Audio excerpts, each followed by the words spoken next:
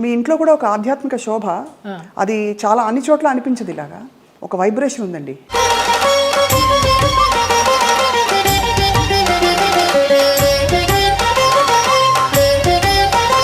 ఇంట్లోకి రాగానే ఒక దేవాలయంలోకి వచ్చిన అనుభూతి అనేసి అంటారు. మీకు నచ్చినట్టు బతికారు దాదాపుగా. కరెక్టా? అవును. సీతమ్మ ఎవరి మాట వినదని, పోగొట్టుకున్నా సంపాదించిన ఎన్ని ఒడిదుడుకులు అయినా కూడా నేను ఎవరిని బ్లేమ్ చేసేందుకు లేదు.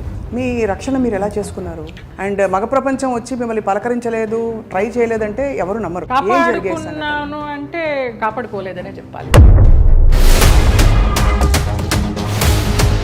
తలుపులు కొట్టేవారు. ఒక ఆర్టిస్ట్ అయితే నువ్వు తలుపు తీస్తావా లేకపోతే నేను ఇక్కడ ఊరేసుకొని చచ్చిపోనా అని అడిగాడు. పెద్ద ఆర్టిస్టా?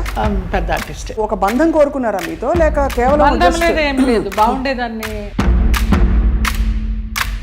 ఎలా తప్పించుకున్నారు? కొన్ని తప్పించుకున్నాను, కొన్ని తప్పించుకున్నాను.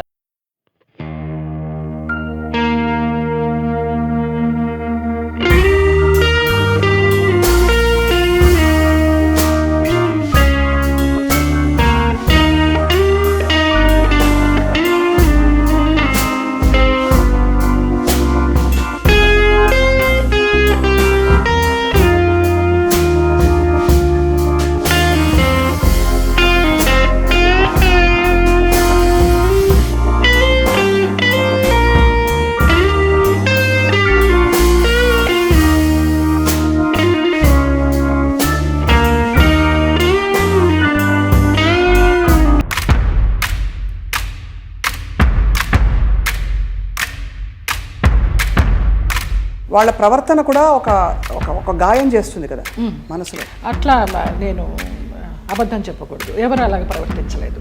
ఆ పేరు నేను అడగను, ఎందుకంటే మిమ్మల్ని ఇబ్బంది పెట్టను. వారు కనుక ఇంకా ఉండుంటే కనుక ఇంకా ఇబ్బంది పెట్టను. ఓకే. మలయాళం డైరెక్ట్. తెలుగు ఇండస్ట్రీలో బాగానే పోనీ మన ఇంటి పిల్ల అని ఏమన్నా హక్కును చేర్చుకున్నారా మిమ్మల్ని?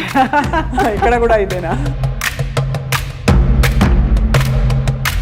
అదే సమయంలో మీరు గాఢమైన ప్రేమలో పడ్డారు కదా. అది కూడా ఎలా పడాల్సి వచ్చిందంటే, ఏడుస్తూ పడుకుంటే అతను నన్ను చంపడానికి అంబాసిడర్ కారులో తీసుకెళ్తున్నాడు. మా ఆయన ఎవరైతే ఉన్నారో ఎక్స్ హస్బెండ్, నిలువెత్తు బాబా. ఫస్ట్ టైం నేను కాషాయ వస్త్రాల్లో అంబాసిడర్ కారు ఇలా ఆపి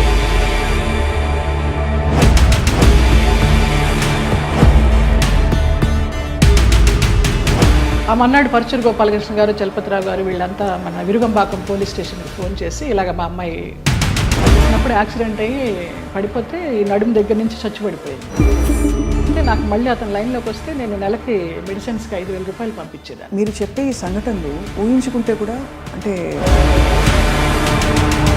మీరు శరత్ బాబు గారు ఉన్నా కూడా చెప్పేదాన్నేమో, లేరు కాబట్టి ఇంకా ఫ్రాంక్గా చెప్తాను. చాలా ఫ్రాంక్గా ఫస్ట్ టైం చెప్తున్నాను నేను.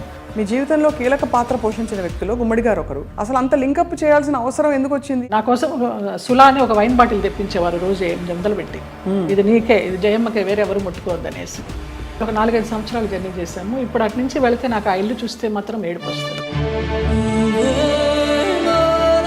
అక్కడే నాగేశ్వరరావు గారు అన్నారు, ఆయన పోయిన తర్వాత అక్కడ నుంచుని ఉంటే పిల్లలందరినీ పలకరిస్తూ నా భుజం తట్టి